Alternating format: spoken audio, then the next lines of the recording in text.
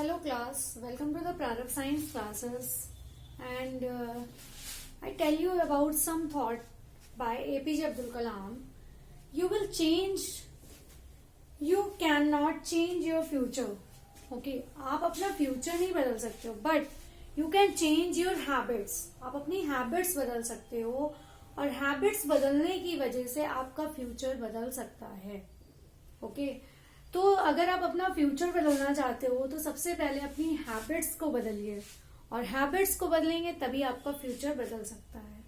ठीक है, ये हमारे एपीजे अब्दुल कलाम हमारे प्रेसिडेंट जो थे उन्होंने दिया था एंड वो अब हमारे बीच नहीं है फिलहाल.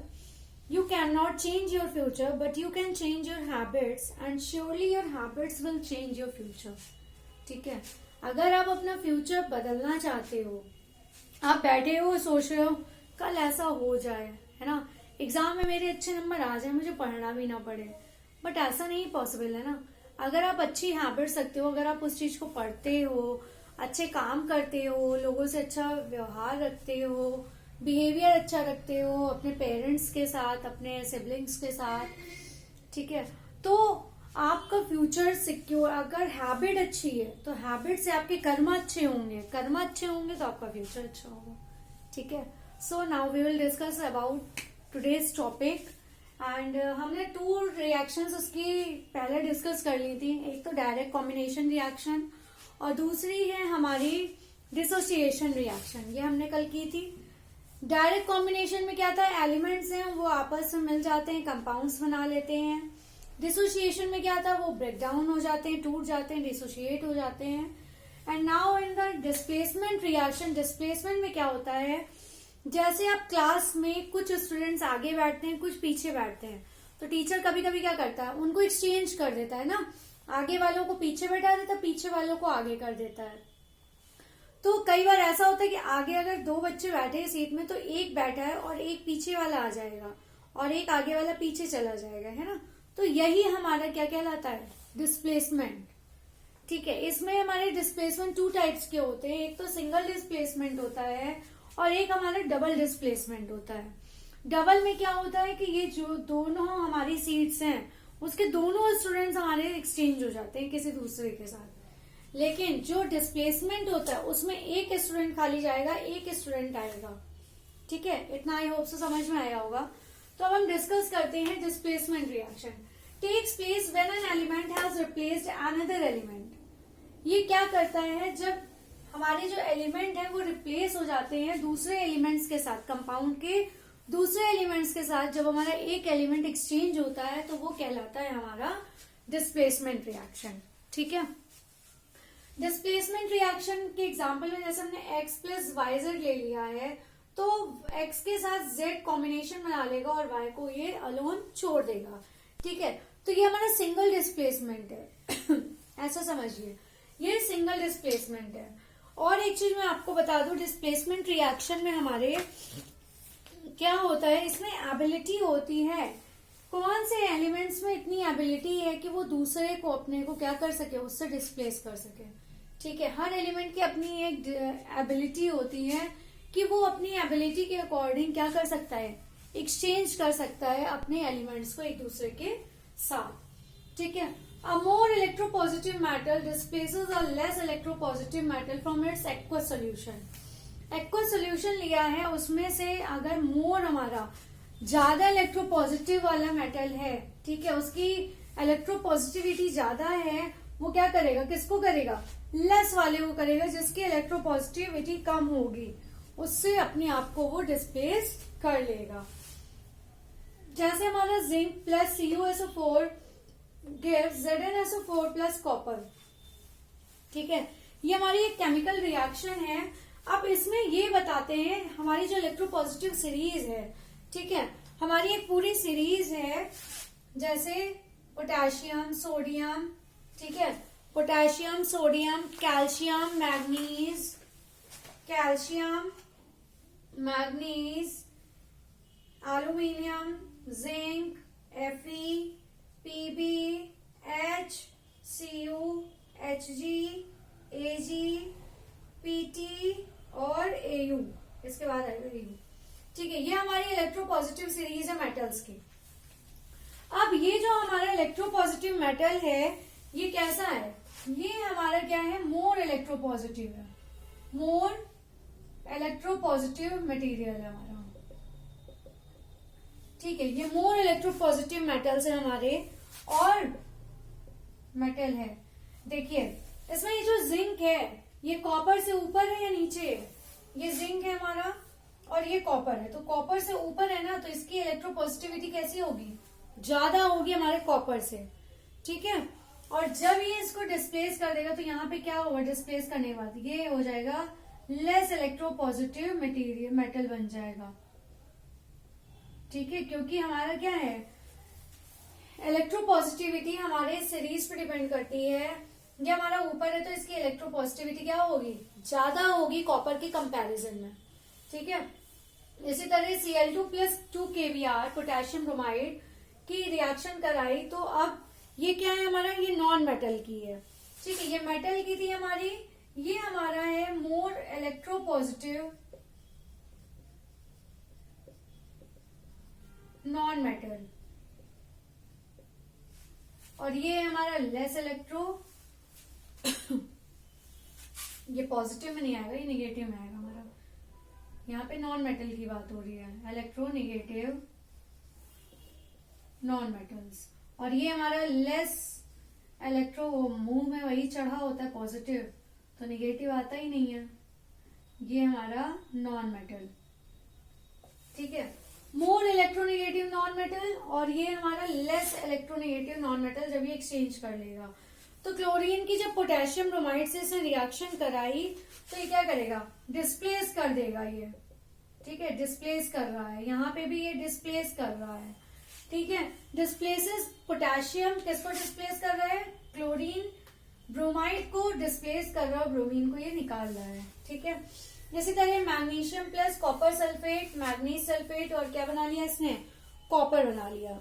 ठीक है, मेटल इसी तरह हमारा मैग्नीशियम है, एल्यूमिनियम है, जिंक है, इनके सबके साथ हम रिएक्शन कर सकते हैं, और कॉपर के साथ करने में हमें क्या दे देगा, ये कॉपर सल्फेट दे देगा, कॉपर सल्फेट इसको डिसअपियर कर देगा। एल्यूमिनियम की जब कॉपर सल्फेट से रिएक्शन कराई तो क्या बना लिया, एल्यूमिनियम सल्फेट, और कॉपर को इसने रिलीज कर दिया। ठीक है, अब ये जो हमारे मेटल्स हैं, this reaction is use for preparation of soluble salt bye displacement method. अगर डिस्प्लेसमेंट मेथड नहीं होगा तो क्या ये हमें सॉल्युबल सॉल्ट्स दे सकते हैं, नहीं दे सकते हैं। अगर मान लीजिए हमने HCl है, ठीक है, HCl के इसके साथ नहीं कराई हमने रिएक्शन, दूसरे कंपाउंड की कराई कि सॉल्ट बना देगा, ठीक, तो क्या वो बना सकता है, नहीं बना सकता है। सॉल्युबल सॉल्ट बनाने के लिए उसे क्या करना पड़ेगा, उसे सॉल्युबल सॉल्ट को डिस्प्लेस करके डिस्प्लेसमेंट रिएक्शन के थ्रू ही वो बन सकता है, ये मैं कहना चाह रही हूँ। अगर ये इसको डिस्प्लेस नहीं करेगा तो ये इसके साथ सॉल्ट नहीं बना पाएगा। आई वॉन्ट टू से लाइक दैट, ओके। तो magnesium plus hydrogen chloride gives the manganese chloride plus hydrogen. Iron plus hydrogen sulphate gives the iron sulphate plus hydrogen. ठीक है, तो ये सॉल्युबल सॉल्ट्स हमें ये देते हैं, ये जो भी हमें मिल रहे हैं ये क्या है, हमारे सॉल्युबल सॉल्ट्स हैं, हमारे सॉल्युबल सॉल्ट्स। ठीक है, तो ये था हमारा डिस्प्लेसमेंट रिएक्शन, जो क्या करता है, अपनी एबिलिटी को देख के एक एलिमेंट दूसरे एलिमेंट को डिस्प्लेस करके एक नया कंपाउंड बनाता है। ठीक है, अब हम बात करेंगे डबल डिस्प्लेसमेंट की। डबल डिस्प्लेसमेंट में भी 2 टाइप्स के होते हैं। एक तो होता है प्रेसिपिटेशन, जो हम यहाँ पढ़ेंगे, और इसके बाद एक होता है कंसंट्रेशन। कंसंट्रेशन मतलब हो गया कि न्यूट्रलाइजेशन, सॉरी कंसंट्रेशन तो ठीक हो गया, न्यूट्रलाइजेशन। प्रेसिपिटेशन में हमको एक अवक्षेप दे देगा, पीपीटी दे देगा, और क्या देगा, इनसॉल्युबल सॉल्ट्स देगा। लेकिन जो हमारे न्यूट्रलाइजेशन होगा उसमें क्या होगा, एक दूसरे को वो न्यूट्रल कर देंगे। ठीक है, तो इसमें क्या करता है, डबल डिस्प्लेसमेंट में both reactants compounds are decompose to give 2 new compounds. Both reactants, इसके दोनों रिएक्टेंट्स मतलब कंपाउंड से क्या करते हैं, डिकम्पोज करते हैं, एक दूसरे को डिकम्पोज तोड़ेंगे और उसके साथ हमें एक न्यू कंपाउंड देंगे।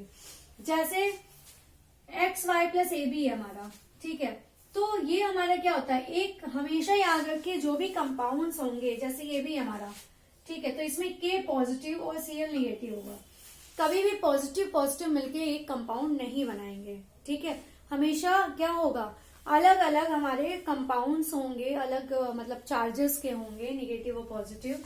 इसी तरह ये क्या होगा, अलग अलग चार्जेस के हैं हमारे, जैसे कि मैंने एग्जांपल दिया है, ए पॉजिटिव बी निगेटिव लिया और सी पॉजिटिव और डी निगेटिव लिया है, ठीक है। जब इसको इन्होंने डिस्प्लेस किया तो ये जो हमारा ए पॉजिटिव था ये डी निगेटिव के साथ डिस्प्लेस हो गया और ये बी निगेटिव सी पॉजिटिव के साथ डिस्प्लेस हो गया, ठीक है। मतलब अलग अलग चार्जेस एक दूसरे को अट्रैक्ट करते हैं। ऑब्वियस सी बात है, पॉजिटिव निगेटिव को, निगेटिव पॉजिटिव को अट्रैक्ट करता है ना।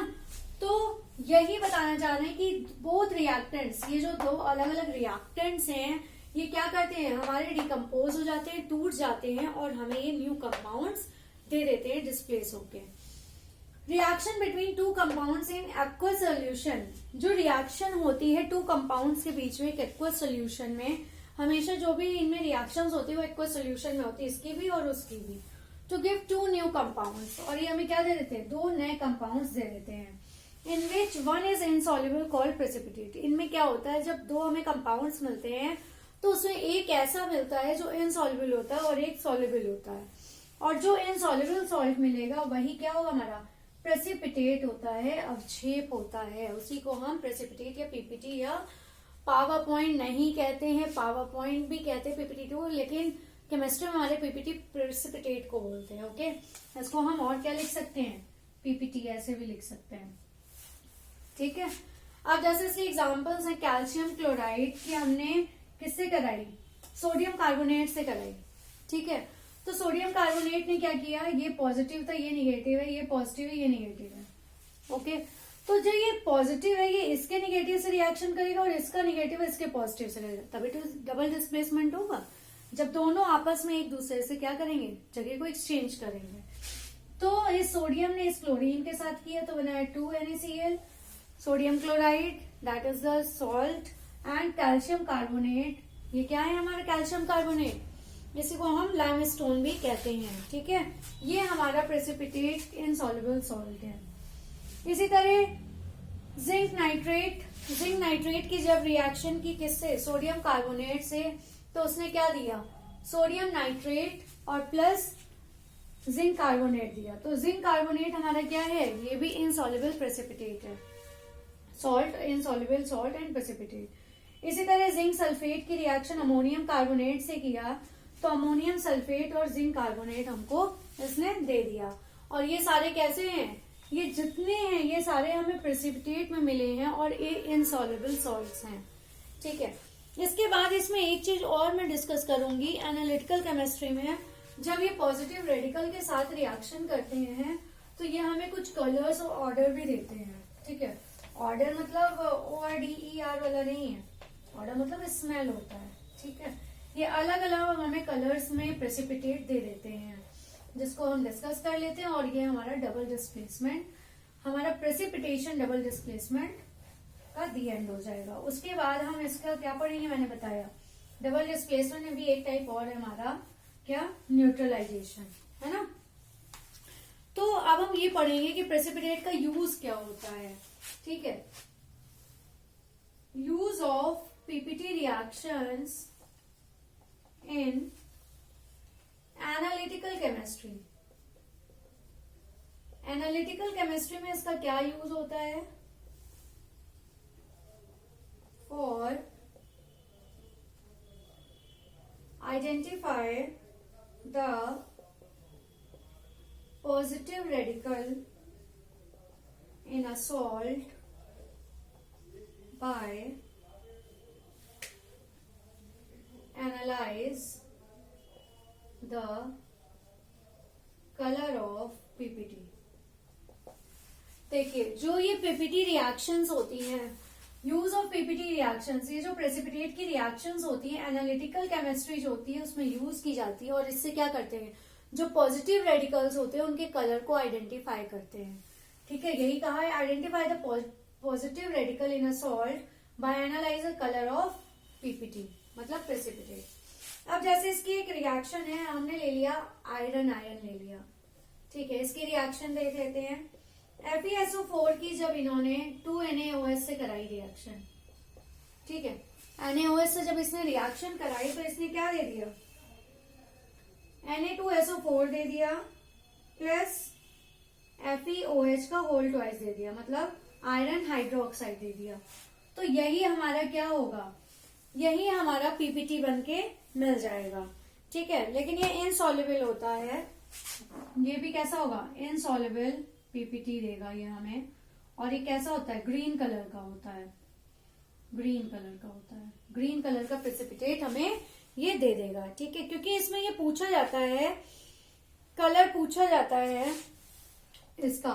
ठीक है, Na2SO4 तो ये सॉल्युबल सॉल्ट हमें मिल गया, और ये कैसा मिल जाएगा, ये हमें पीपीटी डर्टी ग्रीन पीपीटी मिल जाएगा, जो कैसा होता है, हमारा इनसॉल्युबल होता है।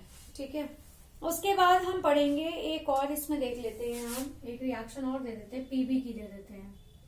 ठीक है, पीबी किसको कहते हैं, लेड को कहते हैं। ठीक है, इसके दो होते हैं, एक +2 होता है और +3 होता है। तो पीबी की देखते हैं, तो पीबी NO3 का होल ट्वाइस प्लस 2 NaOH। ठीक है, 2 NaOH, ये क्या दे देगा, 2 NaNO3 सोडियम नाइट्रेट, और उसके बाद दे देगा PbOH का होल ट्वाइस। ये भी कैसा होगा, ये हमारा लेड हाइड्रोक्साइड दे देगा, और ये भी हमारा पीपीटी देगा। और ये पीपीटी कैसा दे देगा, चॉक व्हाइट कलर का दे देगा। वो भी क्या होती है, प्योर व्हाइट तो होती नहीं हमारी, क्रीम कलर की होती है, प्योर व्हाइट नहीं होगा। ठीक है, तो ये हमारा एनालिटिकल केमिस्ट्री में इस पीपीटी का ये काम होता है। ये हमारा डिस्प्लेसमेंट रिएक्शन आज यहीं पे खत्म होता है। ठीक है, please like share and subscribe my channel. Thank you, take care class.